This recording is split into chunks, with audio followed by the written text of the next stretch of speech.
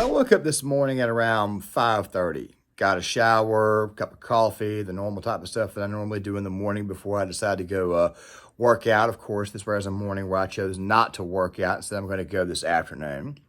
And I had a video planned. And of course, the video that was set to come out tonight, which by the way is going to be coming out earlier in the afternoon, which is this one here, was going to talk about the fan reactions, or the, let's just say the players' reactions to fans who get a little bit unruly.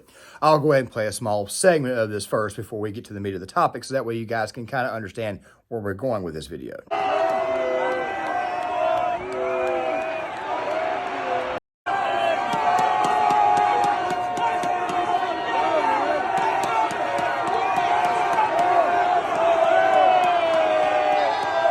Philadelphia fans, man, they are something else. I mean, it's just, pride with team. Of course, they love to get a little bit rowdy. And of course, you're probably thinking that player for the Buffalo Bills obviously was out of line for going towards a fan. But then again, though, this is also Philadelphia, so you should be used to stuff like this here. By the way, I don't talk about this to poke fun of the Philadelphia Eagle fans or poke fun of the fans in Philadelphia, because I know how the fans in Philadelphia are. They really and truly love their teams. This is kind of who they are. It's a part of their personality. And of course, you guys obviously saw the photo of the kid that's getting roasted online. Kind of disgusting, but we'll get to him in a second. The fact of the matter is this here. When fans show up to an event, they pay money. They pay a lot of money. Now, could you guys imagine paying a heavy amount of money to go see your team and your team loses? Just figure I'd toss that out there. Back in 2019, I went to Dallas, Texas. Of course, it was really a small town around Dallas I went to because it was family I was staying with. And of course, the family I was staying with, they were all Cowboy fans. And I, of course, was Packers fan. So I paid $400 to go see a ticket with these guys to go see the Packers and the Cowboys play, knowing that my team could lose, knowing that I was going to walk into an arena and have to listen to Dallas Cowboy fans. Of course, if you're a Philadelphia Eagles fan and you're listening to this video, then you probably can relate to this. Of course, Dallas Cowboy fans will probably have something to say about Eagles fans, but it is what it is. It's sports, okay? People talk trash. People are very passionate about their teams. It is to be expected, even though the little kid who gave that man the finger should probably get a belt. The thing is this right here, though. This right here is kind of what happens at football games. So when you see a child who is at a football game, and of course this kid, who by the way turned out to be right now, the initial reporting is that this child was only 9 years old, but then again at the same time, the reporting is also saying that the child is 5, and he is getting attacked online by a professional race baiter, a guy by the name of Karen Phillips. This right here is who this guy is. This right here is also his Twitter page. Also, one of his tweets was going on about Flint, Michigan, and basically trying to use the race card here too. Basically a good giant, male Karen. That's basically what he is. Of course, it's spelled with a C, an A, an R, an R, an O, and an N, but still at the exact same time, something that's very Karen-like. By the way, to all the women out there who are named Karen, I apologize, because I know the vast majority of you with the name Karen don't act like the prototypical Karen that's been displayed in the media. The white suburban lady who has to complain to the manager or call the manager or complain about somebody not wearing a mask or something like that. I want to take a second to apologize to you, because I already know that 99.9% of you girls out there named Karen don't really do this. However, I'm not so sure about men named Karen, because obviously Karen here, I decided to give their fans decided to give other Karens a bad name. And if there is a man out there named Karen or Carol, he probably gave them a very, very bad reputation just with this article alone. So here's the deal. This kid painted half of his face black and the other half of his face red. Now, people get a little bit triggered over blackface, but yet they forget that a lot of lefties out there, Justin Trudeau, Jimmy Kimmel, they all did the blackface thing too. And I think it's time that people need to understand that this is really something to not get triggered about, especially given the fact that the other half of this child's face was red. The photo of a young Steelers fan with black and gold. Also, Raiders fans, they love to paint their face black and silver. Carolina Panthers fans will go black and blue, or black, silver, and blue. Just nothing really to get tripped out about. It truly is not. And of course, I can already tell you right now that somewhere down the line, people are going to get upset when kids decide to dress as Darth Maul for Halloween. The black and the red. After a while, people are just going to get triggered over anything and everything. So what's the freaking point of even caring? But then you get to the actual article itself, and you get to the actual backlash. So guys, I could not include the TikToks because I don't have TikTok. I don't want China getting my data. Every now and again, I'll use TikTok. I'll go ahead and tell you guys right now, it's kind of cheap. I will screen record it from Twitter because most people just screen record things and put it on their phone so that way they can respond and react to it. A lot of people out there do it. I'm no different. But the thing is this right here, a child is currently getting roasted by a bunch of white liberals. And it's funny too, because it's pretty much all white liberals who are doing this, just to tell you everything you need to know. It's all a great big giant virtue signal, and of course it's fake. But the thing is this right here, I don't believe that fans need to be lectured on how to act when they go into a stadium or how they go into an arena. Obviously, most people know how to act, but obviously most people when they go to a sporting event are in fact passionate. This little kid was no different. Painted half his face black, the other half of his face red, wanted to show solidarity. And of course, don't think for a second I'm not going to mention the headdress. I know somebody's probably saying, dude, you haven't mentioned the headdress. Yeah. Who the hell cares? Okay? When I think of Native American culture, you know what I think about? Let me tell you right now what I think about. And of course, I've made such videos going after Jalen Rose over his take over the Black Hills, and I've gone after people who, quite frankly, try to pump the whole indigenous people thing, which, quite frankly, I think is insulting to natives because, quite frankly, natives should be called natives or Indians. That's just how I feel. Be proud of who you are. I say the exact same thing to black people. Hey, you want to be called African American or are you a black American? Well, the vast majority of them, well, they're all black Americans. You know why? Because they're Americans first with black skin. Obviously, people go out of their way to tell these people that they are not. But of course, the truth be told is that they are. Same thing with Hispanic Americans. You know, where are you from, son? Well, I'm Mexican American. No, you're an American first. You just happen to have Mexican lineage. You see, this entire thing could be fixed if you just go ahead and classify yourself as an American first. That right there is what you should be doing anyways. And like I've said about Native culture, you should be proud, even though there's obviously a lot to talk about there. And of course, we have to point out that Native Americans and certain tribes were killing one another awful long before the white man came around. But still, though, it's a culture to be proud of. You are the original Americans. I always think about that song, Run for the Hills, Run to the Hills by Iron Maiden. Of course, that line, we fought him out on the plains, we gave him hell. That right there is what you should quite frankly be proud of. But of course, there are people out here who are actually screaming and raising 15 counts of hell because they want the Chiefs to change their name to like the Chefs, or they say, the Chiefs should really do something about this. The NFL should do something about this. I hate to tell you this, but if you tell fans that they can't paint their face going to a game, you're going to lose all your profit. Nobody's going to want to show up. Also, to go on top of this, it's just a little kid. Like I said, the initial reporting said he was 9, but we're also hearing that he's 5. That's not exactly been fully confirmed yet, but the more and more you read into this situation, the more and more disgusting it becomes that there are grown men out there on social media going after a small child for simply wearing face paint. Brings me to the point of this video, which is sports fans and sports stars have proven themselves to have nothing more than I'll just put it this way here. The very, very small percentage of these people make the other percentage look bad. And I'm talking about players, coaches, and fans. Let me go ahead and break it down. I feel this way. The vast majority of these people who are complaining about this child, they're complaining about this child having black and red on his face, probably don't even watch sports.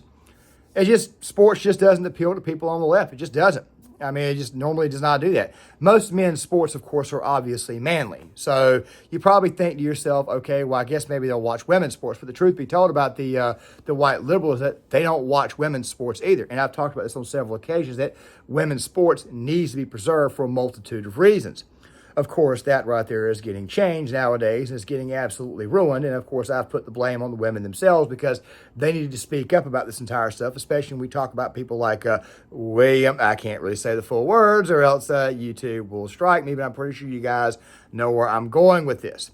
The thing is this right here. The fans pay the ticket, so therefore the fans can wear whatever they want going to the stadium as long as it doesn't have profanity or whatnot, which quite frankly, some fans obviously still do, and I'm pretty sure most people don't really truly care about that. So a child who's decided to paint half of his face red, the other half of his face black, which, by the way, the liberal media decided to respond to and react to, basically creating a potential defamation suit for themselves. Deadspin, by the way, should probably go out of business. And, of course, Dan Le Batard at ESPN, he picked up on this, and his little woke ass decided to run with it, too. I mean, look, I can't think of a bigger fat failure than Dan Le Batard. I'm just going to go ahead and say it right now. This guy is an absolute disaster. He is absolutely disgusting. Which brings me to the next person, which brings me to the next point. Now, guys, you obviously saw in the thumbnail that there's this masked version of Gregg Popovich. Pay very, very close attention to this. Excuse me for a second. Pops on the mic. Stop all the booing and let these guys play. It's got no class. It's not who we are. Knock off the booing. Pop telling the Put a fans. header on some of that because, you know, the NBA, they got this funny thing about copyright. And, of course, I'm showing you guys this little thing of Kyrie Irving. And, of course, we've had several bouts with Kyrie. I personally like Kyrie. Of course, he gave the NBA fans the finger. But still, though, you're going to pause the game while a player is shooting free throws to tell the fans to stop booing. I understand there's a lot of history there with Kawaii Leonard, and, of course, there's a lot of history there with Gregg Popovich. I'm not going to rehash all of this right here. I'll probably do that there on the sports channel that I plan on creating, which is going to talk about sports stories and certain controversies, especially when everything goes voiceover. It makes it easier for me to make more content and spread it out across multiple different avenues. But the fact of the matter is this right here. The fans paid hundreds of dollars to get into that arena, and the Spurs, quite frankly, suck. I'm just going to go ahead and say it now. Gregg Popovich, we all know he's full of soy. It's not the first time I've talked about this guy. He is a great coach, but of course, he's tarnishing his legacy with this whole left-wing activism BS. Kawaii Leonard is how do I say this? He is a professional basketball player. I mentioned Kyrie Irving, too, and showing you guys a little bit where he gave the fans the finger in Boston. And, of course, some people are probably going, this guy here doesn't know the difference between Kyrie Irving and Kawaii Leonard. I know the difference. Trust me. I like both players. Kawhi has this tendency to like to stay injured and not play the regular season, just show up during the playoffs. It's just kind of his MO, so I guess people need to get used to it. Also, not to mention the guys also found a way to beat two extremely successful teams. Of course, in San Antonio, we played against the Heat. He was kind of like the main player there, MVP of that series. And, of course, eventually Golden State. But those right there are different topics altogether. I understand the issues that Kawhi and Gregg Popovich have had. But still, though, you want to pause the game so that way you can tell the fans that this right here is not who they are. You basically want to give them a lecture. If I was a San Antonio Spurs fan, I would ask for a refund on my season tickets right away because it's probably not going to be the only time that this happens. The fans are, for the most part, the fans for a reason. They pay the ticket. They can come in there, and they can voice their displeasure anytime they want. Which now leads me to whether fans should actually go too far. Now, guys, we're going to go back in history with this one. The NBA may copyright this one, so there's probably going to be some headers here and there. But I don't want to get rid of all of the action in this clip because we got to go back in time for this one. Let's go ahead and watch this, and we'll come back on the other side and actually discuss said incident. And the Detroit Pistons fans, again, you know, we cannot drive this home enough. This is something. You go across the board of the four of us here. We've been around a lot of sporting events, all right, either playing in them or watching them. This is the worst thing I've ever seen. Well, the age of electronics is kicking in because I just got a beat from Joe Dumars, and one of the things he's taking issue with is us sitting up here right now and basically saying that it was justified for those players to go into those stands. He says there's no justification, regardless the fans were wrong, but the players should not exacerbate the situation. But we're not saying that there's justification. Back in 2005, and it made headlines. I mean, it was all over the place, and people were questioning whether fans should be attacked or whether fans should get involved. And, of course, you're probably going to ask what this has to do with the topic. Well, here's the thing. Fans obviously can go a little bit overboard, but if you know the actual truth of that incident, then you would know that it actually started on the court and not in the actual arena itself. The fact of the matter is that players, the whole idea of players becoming more and more fickle has been going on for a very long time, and then when social media would eventually be created and be respawned, it would probably be a lot worse. I know I said respawned. It's probably not the best word, but the spawning of social media itself, that's probably what I should have said, has kind of helped lead to this. People care a lot about their image. They don't want to see their image get tarnished, of course. But at the same time, dude, you're an athlete. You're a professional athlete. You make millions of dollars a year. You shouldn't get so triggered when fans get upset. Yes, there are times when a fan will get pissed off and throw a drink at you, or there are times where a fan will say something that, quite frankly, you don't like. But still, you got to have thicker skin than this, because if you don't have at least some thick form of skin, nobody who is ever going to take you serious. They're going to automatically review you. They're automatically going to see you as a bit of a problem going forward. That event, of course, back in 2005 was all over the place. So since when is it that basketball players get upset and actually get into fist fights with fans? Now, look, If you want to get into a fist fight with a fan outside the court and say that it was an incident that happened, okay. But during the process of a game, during the process of an event where a fan has actually paid the ticket to get in, you shouldn't be attacking them. Now, you guys obviously saw the Buffalo Bills player earlier in that game was obviously upset with the Philadelphia Eagles fan. What a lot of people don't know is that the Buffalo Bills actually played a very, very hard game against the Eagles, and they also had a call that, quite frankly, should not have gone in favor of the Eagles. That should not have gone in favor of the Eagles, go in favor of them.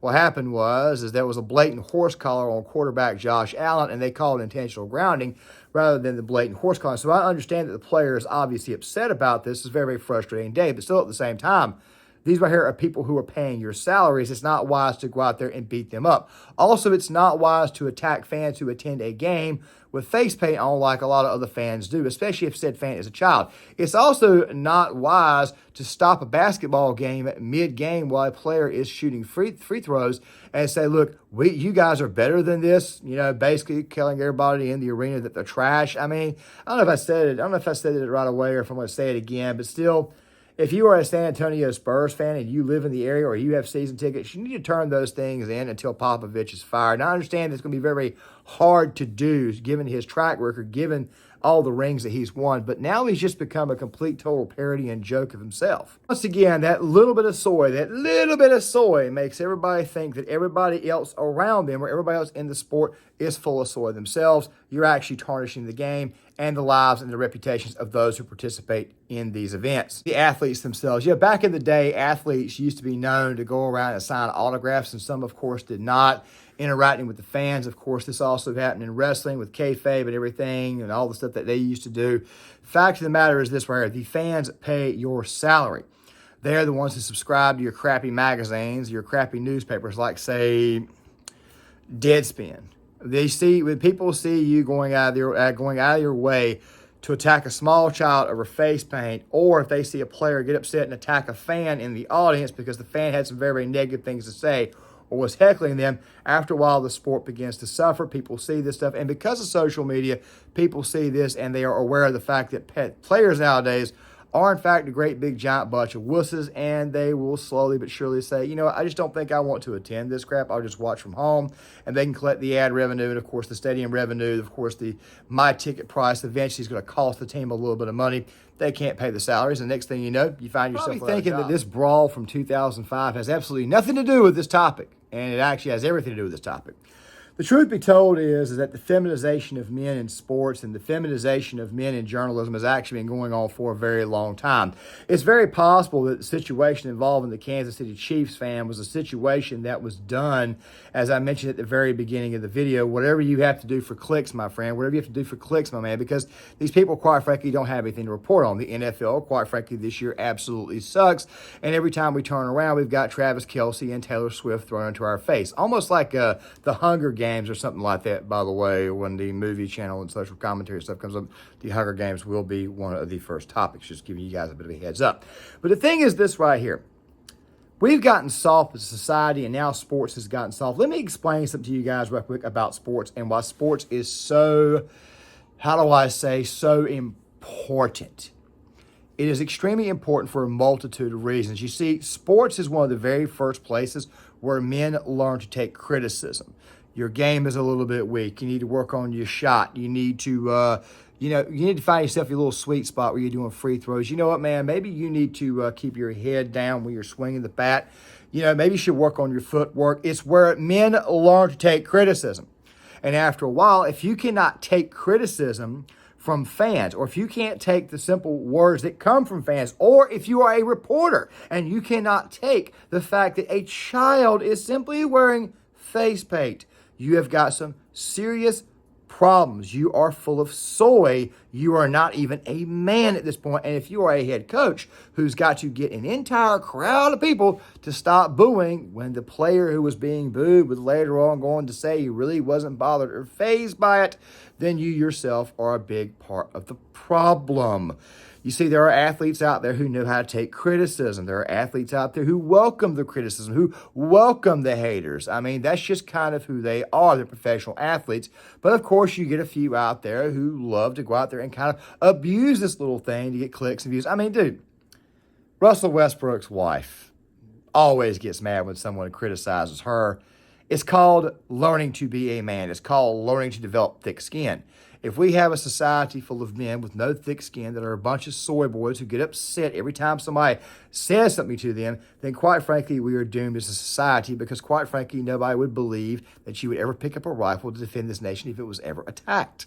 So therefore, we should not be surprised. And also, one more thing too, are we raising men or are we just, or are we raising women? I'm just curious. I mean, it's just astounding to me how it is that sports has been completely corroded by journalists. It's been completely corroded by very, very weak men. It's absolutely depressing. And with that right there being said, guys, I'm going to go ahead and halt this video now. Make sure you guys hit the like button, subscribe, share the video, sign off in the comment section. I'll see you guys later.